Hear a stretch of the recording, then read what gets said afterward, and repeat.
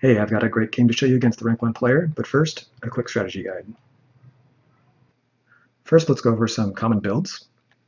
So there's the white-yellow build, which ideally you start with a recycling plant to jumpstart your white production, recycling 2 whites before production in round 1, and then you build a white card with some yellow production and put those yellows onto a yellow card with some white and yellow production.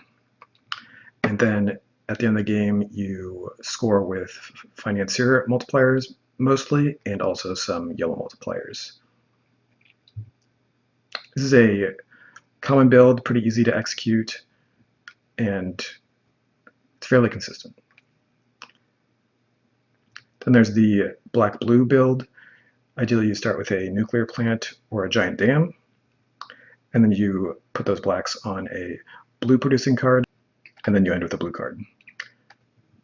And there are some multipliers for black cards that give you blue production, and you're going to score with mostly general multipliers and also some blue card multipliers.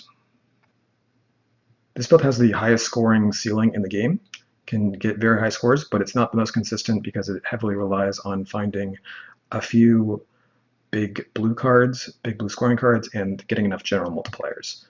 And if you don't find those, you're out of luck. Now we have the blue-yellow build. This is kind of a hybrid build. You can get some early black and yellow production, use that for some blue production. There's some pretty nice synergy between yellow cards that produce blue, blue cards that produce yellow, and blue cards that score based off of a yellow multiplier, and yellow cards that score off of a blue multiplier.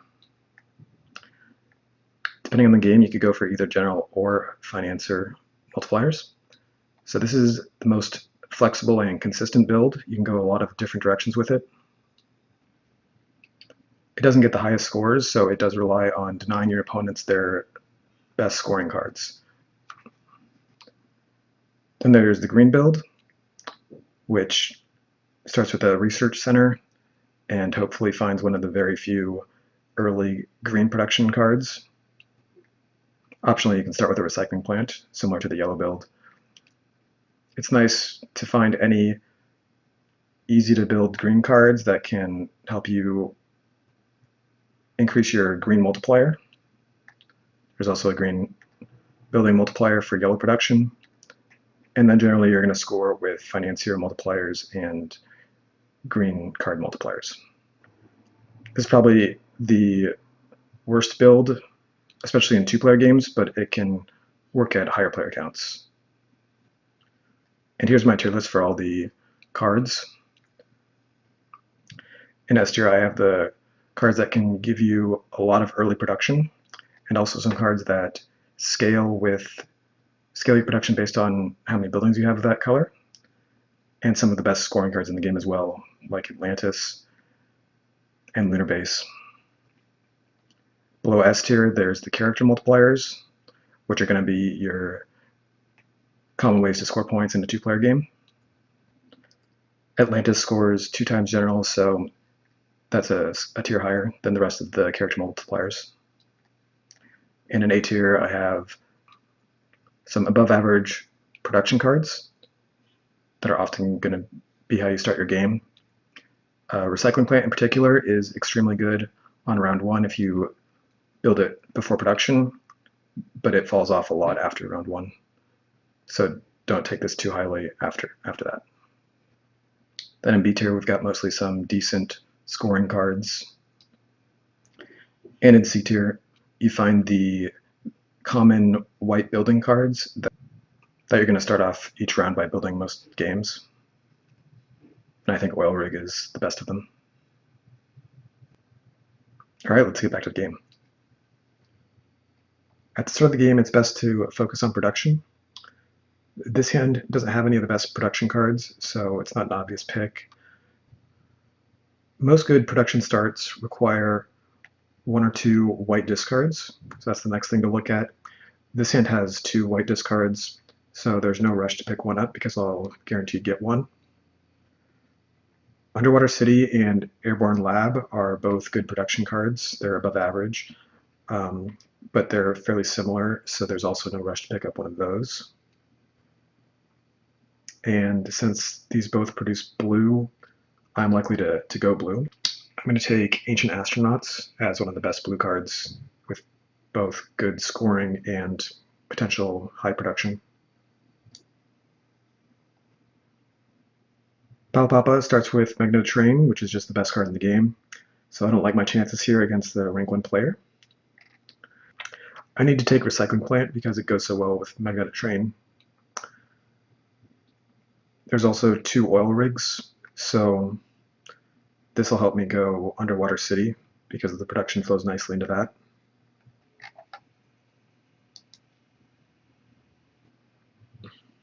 So he left me the Underwater City. I'll take that. And I can take a white discard here. Here I should take a white discard or a blue discard so that I could build the Recycling Plant and then the oil rig that I'm going to get from the next hand. But I make a mistake here taking the Airborne Lab just as a good production card.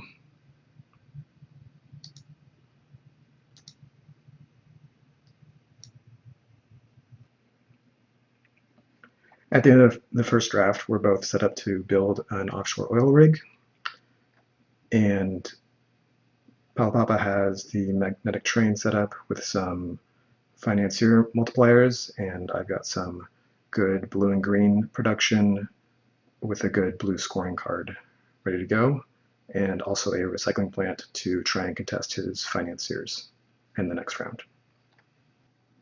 Cities of Gold and Propaganda Center are both good, but I need to take Harbor Zone away from him. It's a really strong card both for scoring and for production. Lunar Base is one of the strongest scoring cards, being strong for both players, so I need to take that. I get back Cities of Gold, so that's really good for me. Here I need the black production from wind turbines, both to get the general bonus since we're tied in production and to complete Airborne Lab.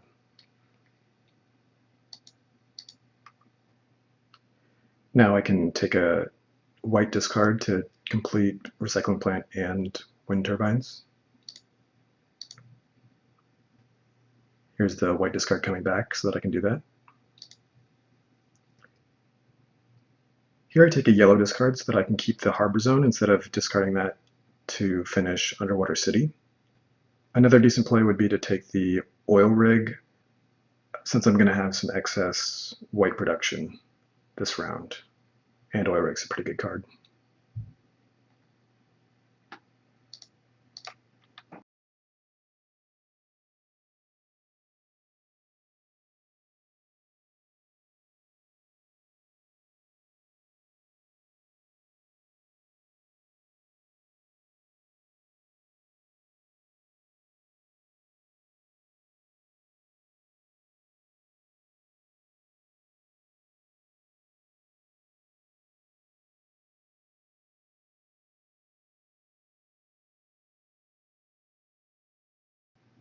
Now there's 4 really good scoring cards here. There's the 3 character multipliers and World Congress. I take World Congress because it's a good scoring card for both players, whereas Solar Cannon is only a good scoring card for me, and the Secret Societies are only a good scoring card for him. So this is kind of a dual purpose deny, pick, and a scoring card for me. There's only 1 blue discard in each hand, so I need to take it to guarantee that I can finish this Cities of Gold, which gets me 3 more yellow production, and I desperately need that. I also need a place to put my black production, and Icebreaker is a good place to put that if I get both of them.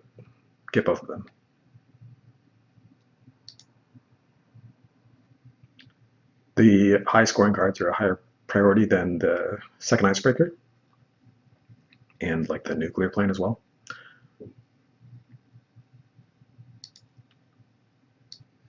Nothing here is that good. I'm just going to take the best scoring card here, which is Bionic Graphs. I do get the second Icebreaker, so I can discard 1 and build the other. Military base is the best white card here to build. It gives me a general and some green production so that I can keep winning that bonus. I need the black discard so that I can build the military base and the icebreaker this round.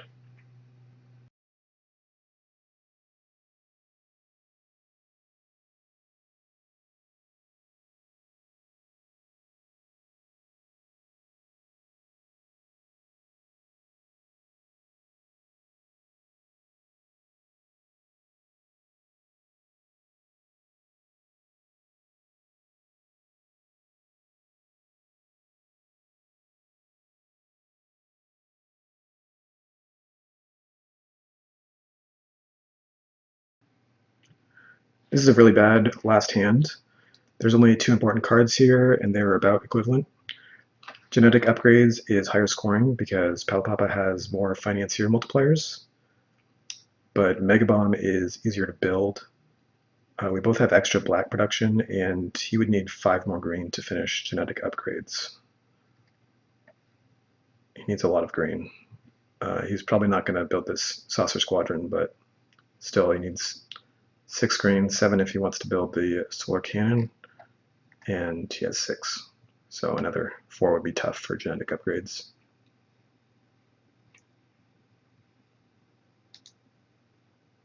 And he got Atlantis, which is the strongest scoring card in the game. I really would have liked to pick this card up. Center of the Earth is the best scoring card that's left over, so I'll take that. As expected, he took the Genetic Upgrades, the only real scoring card left over. So he needs a lot of green, and I'm going to take the Research Center to make it difficult for him to get enough green. And the only decent scoring card here left is Satellites, so I'll take that.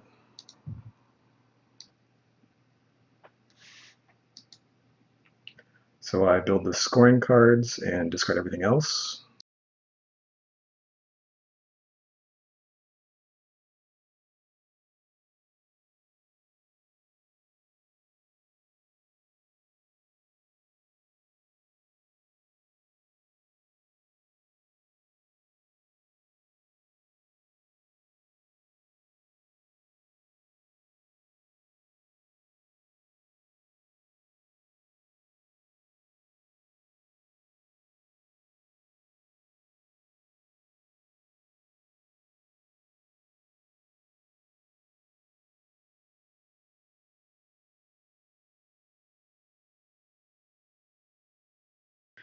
And I am able to finish everything.